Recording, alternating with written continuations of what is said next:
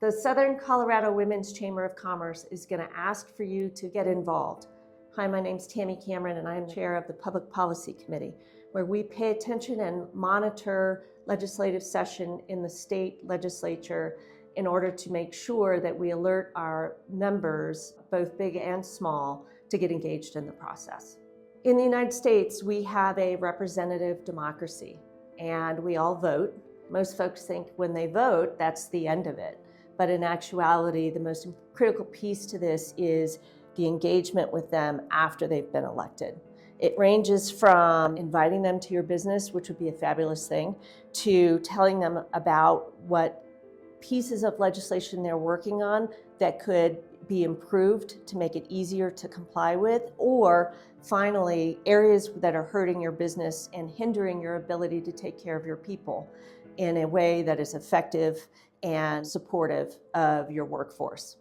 At the end of the day, those you elected officials at the state level's responsibility is to represent you, regardless of party. They've been elected to represent a district or an area, and they represent you whether you voted for them or not, or whether or not they are the same party as you. What we're asking for members of the chamber to do is start a dialogue with their elected officials at the state legislature level. That goes from very small, like writing an email, to having a dialogue with them, and can go up to and through arranging for them to visit your business and share with them your story. These members receive data all day long. The critical piece that makes the difference is that they need to hear your story, because stories they will remember, data they will not.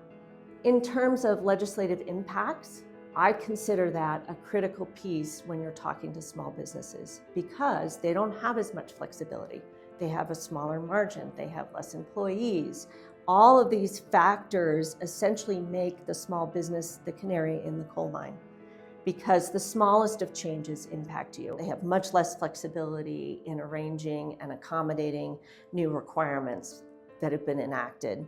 They also don't have as much flexibility in terms of a customer base to be able to transfer those costs easily onto their customers and clients. The larger businesses have the margin of error, which allows them to absorb these changes. Here in Colorado Springs in particular, you're the first one to see increased costs.